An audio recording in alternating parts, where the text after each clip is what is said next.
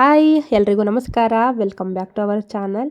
ಇವತ್ತು ನಾನು ಬೆಳಗ್ಗೆಯಿಂದ ವಿಡಿಯೋ ಶುರು ಮಾಡಿದ್ದೀನಿ. ಶಿವು ಅವರು ಬೆಳಗ್ಗೆ ಬೇಗನೆ ಎದ್ದಿದ್ರು. ನಾನು ಎದ್ದು ಇವಾಗ ಫ್ರೆಶ್ ಅಪ್ ಆದೆ. ಅಷ್ಟರೊಳಗೆ ಅವರು ಟೀ ಮಾಡ್ತಾಯಿದ್ರು. ನಿಮಗೆಲ್ರಿಗೂ ಗೊತ್ತು, ಅವರು ರಜೆಗೆ ಬಂದಾಗಿಂದನೂ ರ್ಯಾಪಿಡೋ ಮಾಡಲಿಕ್ಕೆ ಹೋಗ್ತಾ ಇದ್ದಾರೆ. ಸೊ ಹಾಗಾಗಿ ಇವತ್ತು ಸ್ವಲ್ಪ ಬೇಗ ಎದ್ದಿದ್ರು. ಸ್ಯಾಟರ್ಡೇ ಇರೋದ್ರಿಂದ ಸ್ಯಾಟರ್ಡೇ ಸಂಡೇ ಸ್ವಲ್ಪ ಚೆನ್ನಾಗಿ ಅರ್ನಿಂಗ್ ಆಗುತ್ತೆ ಅಂದ್ಬಿಟ್ಟು ಬೇಗನೆ ಹೋಗ್ತಾರೆ. ಹಾಗಾಗಿ ಅವರೇ ಎದ್ದು ಟೀ ಮಾಡ್ತಾಯಿದ್ರು. ನನಗೂ ಕೂಡ ಅವರೇ ಟೀ ಮಾಡಿಕೊಟ್ರು. ಆಮೇಲೆ ಟೀ ಕುಡಿದು ಅವರು ಬ್ರೇಕ್ಫಾಸ್ಟ್ ಅಷ್ಟರೊಳಗೆ ಆದರೆ ಬರ್ತೀನಿ, ಇಲ್ಲ ಅಂತಂದರೆ ಇಲ್ಲ ನೀನು ತಿಂಡಿ ಮಾಡ್ಕೊಂಡು ತಿಂದಿರು, ನಾನು ಅಲ್ಲೇ ಏನಾದ್ರೂ ತಿನ್ಕೋತೀನಿ ಅಂತ ಹೇಳಿದ್ರು. ಹಾಗಾಗಿ ಟೀ ಕುಡಿದ್ಬಿಟ್ಟು ಒಂದೆರಡು ಬ್ರೆಡ್ಡು ಬಿಸ್ಕೆಟ್ ಏನಾದ್ರೂ ತಿಂದ್ಕೊಂಡು ಹೋಗ್ತೀನಿ ಅಂತಂದರು. ಸರಿ ಆಯಿತು ಅಂದೆ. ನಾನು ಟೀ ಕುಡಿದ್ಬಿಟ್ಟು ಫೋನ್ ಮಾಡಿದ್ರು ಅಷ್ಟರೊಳಗೆ ಬ್ರೇಕ್ಫಾಸ್ಟಿಗೆ ಬರ್ತೀನಿ, ಚಪಾತಿ ಮತ್ತು ಪಲ್ಯ ಮಾಡಿರು, ಬದನೆಕಾಯಿ ಪಲ್ಯ ಮಾಡಿಟ್ಟಿರು ಅಂತ. ನಾನು ಸರಿ ಆಯಿತು ಅಂದ್ಬಿಟ್ಟು ಪಲ್ಯ ಎಲ್ಲ ಮಾಡಿ ರೆಡಿ ಮಾಡಲಿಕ್ಕಿಟ್ಟೆ. ಆಮೇಲೆ ಫೋನ್ ಮಾಡಿದ್ರು, ಇವಾಗ ಬರೋಕ್ಕಾಗಲ್ಲ, ತುಂಬ ದೂರ ಇದ್ದೀನಿ, ನೀನು ತಿಂಡಿ ಮಾಡ್ಕೊಂಡು ತಿನ್ನು ಅಂತ. ಸರಿ ಓಕೆ ಅಂದ್ಬಿಟ್ಟು ನಾನು ತಿಂಡಿ ಮಾಡ್ಕೊಂಡು ತಿಂದೆ. ಪಲ್ಯ ಮಾಡಿಟ್ಟಿದ್ದೆ ಆಲ್ರೆಡಿ, ಚಪಾತಿ ಇಬ್ಬರಿಗೂ ಮಾಡೋಣ ಅಂತ ರೆಡಿ ಮಾಡ್ಕೊಂಡಿದ್ದೆ. ಅವ್ರು ಬರಲಿಲ್ವಲ್ಲ, ಅವ್ರದ್ದು ಚಪಾತಿ ಹಿಟ್ಟನ್ನ ಎತ್ತಿಟ್ಬಿಟ್ಟು ನಾನು ಒಂದೆರಡು ಚಪಾತಿ ಮಾಡ್ಕೊಂಡು ತಿಂದು, ಹಾಗೆ ಇವತ್ತು ನುಗ್ಗೆಕಾಯಿ ಮತ್ತು ಬೇಳೆ ಹಾಕ್ಬಿಟ್ಟು ಸಾಂಬಾರು ಮಾಡ್ಕೊಳ್ಳೋಣ ಅಂತ ಹಾಗೆ ಸಾಂಬಾರಿಗೆ ರೆಡಿ ಮಾಡ್ಕೊತಾ ಇದ್ದೀನಿ.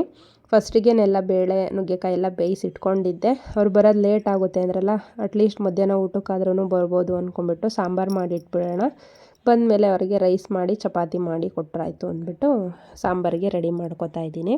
ನಾನು ಯಾವುದೇ ಸಾಂಬಾರಿಗೆ ರುಬ್ಬಿ ಎಲ್ಲ ಹಾಕ್ಲಿಕ್ಕೆ ಹೋಗಲ್ಲ. ಅದೇ ರೀತಿ ಇವತ್ತು ನುಗ್ಗೆಕಾಯಿ ಸಾಂಬಾರಿಗೂ ರುಬ್ಬಿ ಹಾಕಿ ಏನು ಮಾಡಲ್ಲ, ಹಾಗೆ ಮಾಡ್ತೀನಿ. ತುಂಬ ಚೆನ್ನಾಗಿ ಬರುತ್ತೆ, ನನಗೆ ಇದೇ ಥರನೇ ಇಷ್ಟ.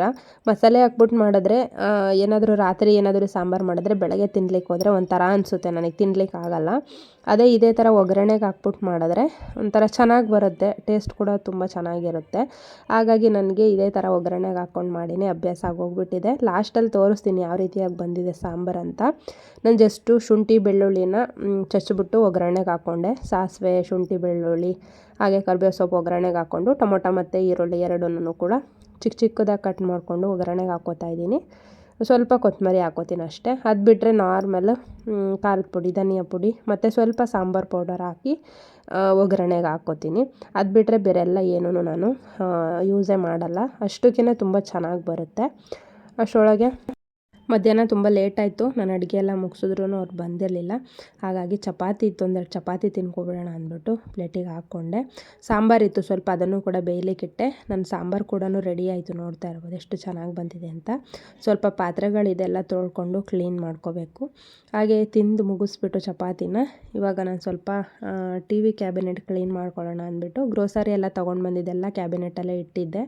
ಹಾಗಾಗಿ ಏನು ಕ್ಲೀನ್ ಮಾಡಿರಲಿಲ್ಲ. ಇವತ್ತೆಲ್ಲ ಕ್ಲೀನ್ ಮಾಡೋಣ ಅಂದ್ಬಿಟ್ಟು ನೀಟಾಗಿ ಒರೆಸಿ ಎಲ್ಲ ಕ್ಲೀನ್ ಮಾಡಿ ಈ ಥರ ಜೋಡಿಸ್ಕೊಂಡಿದ್ದೀನಿ. ಗ್ಲಾಸು ಒಂದು ಸೈಡಲ್ಲಿ ಮಾತ್ರ ಇಡ್ಬೋದು, ಇದು ನಾವು ಮೇಲ್ಗಡೆ ಇಟ್ಟರೆ ಫುಲ್ ಧೂಳಾಗ್ಬಿಡುತ್ತೆ.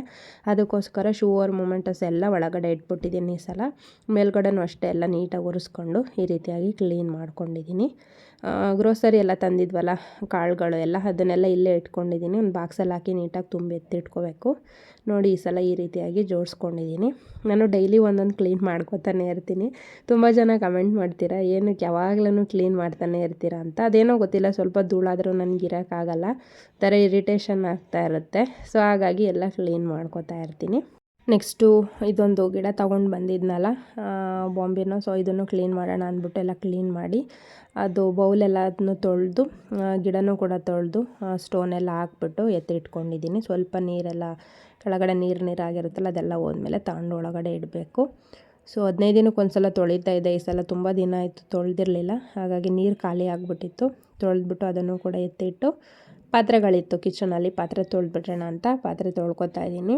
ಸ್ವಲ್ಪ ಸ್ವಲ್ಪ ಇದ್ದಾಗಲೇ ತೊಳ್ಕೊಳ್ಳೋಣ ಅಂತೀನಿ. ಒಂದು ದಿನಕ್ಕೆ ಏನಿಲ್ಲ ಅಂದರೆ ಒಂದು 3 ರಿಂದ 4 ಸಲ ಪಾತ್ರೆ ತೊಳಿತೀನಿ. ಇರೋದು ನಾವಿಬ್ಬರೇ, ಆದ್ರೂ ಇಷ್ಟೊಂದು ಪಾತ್ರೆ ಆಗ್ತಾ ಇರುತ್ತೆ. ನಾನು ಸಣ್ಣ ಪುಟ್ಟದ್ದು ಗ್ಲಾಸ್ ಮುಟ್ಟಿದ್ರು, ಸ್ಪೂನ್ ಮುಟ್ಟಿದ್ರು ಎಲ್ಲದನ್ನು ತಗೊಂಡೋಗಲ್ಲ ಹಾಕ್ತೀನಿ. ಯಾಕಂದರೆ ನಾನು ಪ್ರತಿ ಸಲನೂ ಹೇಳ್ತೀನಿ, ನಮ್ಮ ಮನೇಲಿ ಸ್ವಲ್ಪ ಜಿರಳೆಗಳ ಕಾಟ, ಅದಕ್ಕೋಸ್ಕರ ಏನೋ ಗೊತ್ತಿಲ್ಲ ನನಗೆ, ಔಟ್ಸೈಡಲ್ಲಿ ಏನಿದ್ರು ಎಲ್ಲ ತೊಳೆದಿನೇ ನಾನು ಯೂಸ್ ಮಾಡೋದು.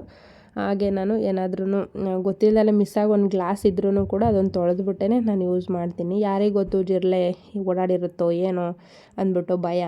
ಜಿರಳೆ ಮುಟ್ಟಿರೋದೆಲ್ಲ ತಿನ್ನಬಾರ್ದಂತೆ, ಅದು ಆರೋಗ್ಯಕ್ಕೆ ತುಂಬ ಕೆಟ್ಟದು ಅಂತ ಹೇಳ್ತಾರೆ. ದೊಡ್ಡವ್ರು ಕೂಡ ಹೇಳ್ತಾರೆ, ಈ ಪಲ್ಲಿಗಳು ಜಿರಳೆ ಎಲ್ಲ ಮುಟ್ತಾ ಇರುತ್ತೆ ನೋಡಿ. ಸೊ ಅದೆಲ್ಲ ಸ್ವಲ್ಪ ಹೆಲ್ತಿಗೆ ತುಂಬ ಪ್ರಾಬ್ಲಮ್ ಆಗುತ್ತೆ. ಅದಕ್ಕೋಸ್ಕರನೇ ಇಷ್ಟೊಂದು ಪಾತ್ರೆಗಳೆಲ್ಲ ಮಾಡ್ಕೋತೀನಿ. ಯಾವಾಗ್ಲೂ ಪಾತ್ರೆ ತೊಳೆಯೋದು, ಮನೆ ಕ್ಲೀನ್ ಮಾಡ್ಕೊಳ್ಳೋದು ಇದರಲ್ಲೇ ನನ್ನ ಅರ್ಧ ದಿನ ಹೊಂಟೋಗ್ಬಿಡುತ್ತೆ. ಸೊ ಮತ್ತು ಚಾನಲ್ ಪ್ರಾಬ್ಲಮ್ ಆಗಿದ್ದೆಲ್ಲ ಸರಿ ಆಯಿತಾ ಅಂತ ಎಷ್ಟೋ ಜನ ಕೇಳ್ತಾಯಿದ್ರಿ. ಹೌದು, ಚಾನಲ್ ಸರಿ ಆಗಿದೆ. ಇನ್ನು ಮುಂದೆ ಯಾವುದೇ ರೀತಿ ಪ್ರಾಬ್ಲಮ್ ಆಗದೇ ಇರಲಿ ಅಂತ ನಾನು ದೇವರಲ್ಲಿ ಬೇಡ್ಕೋತೀನಿ. ನಿಮ್ಮೆಲ್ಲರೂ ಸಪೋರ್ಟಿಂದ ಚಾನಲ್ಲು ವಾಪಸ್ ಬಂದಿದೆ. ಅದರಲ್ಲೂ ಕೂಡ ಕೆಲವೊಂದೊಂದು ಸಲ ಟಾರ್ಗೆಟ್ ಕೊಟ್ಟಿರ್ತಾರೆ. ನನಗೆ 1 ತಿಂಗಳಷ್ಟರೊಳಗೆ 1000 ಸಬ್ಸ್ಕ್ರೈಬರು ಮತ್ತು 4000 ವಾಚಿಂಗ್ ಅವರ್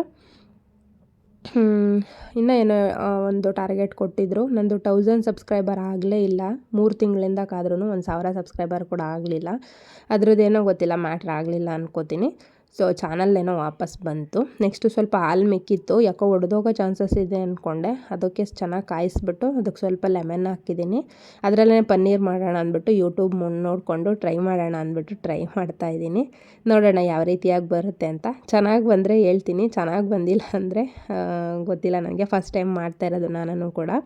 ಶುವರ್ ಒಂದು ಸಲ ಹೇಳಿದರು, ಹಾಲೇನಾದರೂ ಒಡೆದೋಗೋ ಚಾನ್ಸಸ್ ಇದ್ದರೆ ಈ ರೀತಿಯಾಗಿ ಲೆಮನ್ನೆಲ್ಲ ಹಾಕ್ಬಿಟ್ಟು ಹಾಲು ಚೆನ್ನಾಗಿ ಒಡಿಸ್ಬಿಟ್ಟು ಒಂದು ಬಟ್ಟೆಲ್ಲ ಹಾಕಿ ಸೋಸ್ಬಿಟ್ಟು ಒಂದು ಸ್ವಲ್ಪ ಹೊತ್ತು ಎತ್ತಿಡು, ಅದೇ ಪನ್ನೀರ್ ಆಗುತ್ತೆ ಅಂತ. ನೋಡೋಣ ಅಂದ್ಬಿಟ್ಟು ಒಂದು 1/2 ಲೀಟ್ರು ಹಾಲು ಒಡೆದೋಗೋ ಚಾನ್ಸಸ್ ಇತ್ತು. ಅದು ಯಾಕಂದರೆ ತುಂಬ ಲೇಟಾಗಿ ಹಾಲನ್ನ ಬಿಸಿ ಮಾಡಿದೆ ಮಾರ್ನಿಂಗ್. ಅವಾಗ ಗೊತ್ತಾಗ್ತಿತ್ತು ನನಗೆ ಅದು ಒಡೆದೋಗುತ್ತೆ ಅಂತ. ಅದಕ್ಕೂ ಮೊದಲೇ ನಾನೇ ಲೆಮನ್ ಹಾಕಿ ಹಾಲನ್ನ ಪೂರ ಓಡಿಸ್ಬಿಟ್ಟು ಈ ಥರ ಕುದಿಸಿ ಆಮೇಲೆ ಅದರಿಂದ ಬರೋವಂಥ ಇದನ್ನೆಲ್ಲ ಒಂದು ಸೋಸೋ ಜರಡಿಲಿ ಹಾಕ್ಕೊಂಡು ಸೋಸ್ಬಿಟ್ಟು ಈ ರೀತಿ ಬಟ್ಟೆಲಿ ಹಾಕಿ ಎತ್ತಿಟ್ಟೆ. ಶುವರ್ ಕೂಡ ಲೇಟಾಗಿ ಬಂದರು. ಹೊರಗೂ ಕೂಡ ಚಪಾತಿ ಮಾಡಿ ಕೊಟ್ಟೆ. ಕೋಪ ಮಾಡ್ಕೊಂಡಿದ್ರು. ಉಪ್ಪಿನಕಾಯಲ್ಲಿ ಅಂತ ಕೇಳ್ತಿದ್ರು. ನಾನು ಎಷ್ಟೊತ್ತಾದರೂ ಹೋಗಿಲ್ಲ. ಪಾಪ ಬಿಸಿಲಲ್ಲಿ ತುಂಬ ಸುಸ್ತಾಗಿ ಬಂದಿದ್ರಲ್ಲ, ಹಾಗೆ ಅವ್ರನ್ನ ರೇಗಿಸ್ಕೊಳ್ತಾ ಮಾತಾಡ್ತಾ ಅವ್ರಿಗೂ ಕೂಡ ಊಟಕ್ಕೆ ಹಾಕ್ಕೊಟ್ಟೆ. ಮನೆಗೆ ಬಂದ್ರೂ ಕೂಡ ಅವ್ರು ನೋಡಿ ಮೊಬೈಲೆಲ್ಲ ಡ್ಯೂಟಿನೇ ಚೆಕ್ ಮಾಡ್ತಾಯಿದ್ದಾರೆ. ಎಷ್ಟು ಅರ್ನಿಂಗ್ ಆಗುತ್ತೆ, ಎಷ್ಟು ಕಿಲೋಮೀಟ್ರ್ ಹೋದರೆ ಎಷ್ಟು ದುಡ್ಡು ಬರುತ್ತೆ ಅಂತ ಎಲ್ಲ ನೋಡ್ತಾನೇ ಇರ್ತಾರೆ.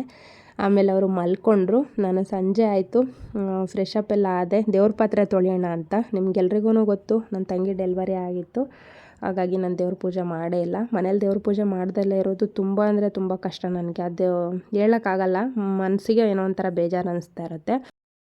ಪ್ರತಿದಿನವೂ 2 ಟೈಮು ನಾನು ದೀಪ ಹಚ್ಚಿಸ್ತೀನಿ. ಇಲ್ಲಾಂದರೆ ಮನೇಲಿ ಏನೋ ಒಂಥರ ನನಗೆ ಅದು ಏನೋ ಖುಷಿನೇ ಕೊಡಲ್ಲ.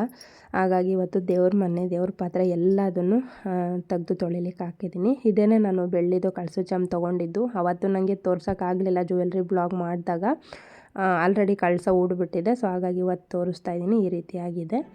ಸ್ವಲ್ಪ ಹೊತ್ತಲ್ಲೇ ದೇವ್ರ ಪಾತ್ರೆನೆಲ್ಲ ತೊಳೆದಿಟ್ಟೆ. ನಾನು ಹೆಚ್ಚು ಕಡಿಮೆ 15 ದಿನ ಆಗಿತ್ತು ದೇವ್ರ ಪಾತ್ರೆ ತೊಳೆದು. ಆದ್ರೂ ಕೂಡ ದೇವ್ರ ಪಾತ್ರೆ ಏನೂ ಆಗಿರಲಿಲ್ಲ, ಅಷ್ಟು ಚೆನ್ನಾಗಿದ್ವು. ಡೆಲಿವರಿ ಆದ ತಕ್ಷಣವೇ ಮನೇಲಿ ದೇವ್ರನ್ನೆಲ್ಲ ನೋಡಬಾರ್ದು ಅಂದ್ಬಿಟ್ಟು ದೇವ್ರ ಮನೆ ಬಾಗಿಲು ಹಾಕ್ಬಿಟ್ಟಿದ್ದೆ. ಕಳ್ಸೋದೆಲ್ಲ ಹೋಗುತ್ತೆ ಅಂದ್ಕೊಂಡಿದ್ದೆ, ಏನೂ ಆಗಿರಲಿಲ್ಲ, ಚೆನ್ನಾಗಿತ್ತು. ದೇವ್ರ ಪಾತ್ರೆ ಎಲ್ಲ ತೊಳೆದಿಟ್ಟೆ. ಸಾಂಬಾರು ಮಿಕ್ಕಿತ್ತಲ್ಲ ಅದನ್ನೆಲ್ಲ ಬೇಯಲಿಕ್ಕೆ ಇಟ್ಟಿದ್ದೀನಿ.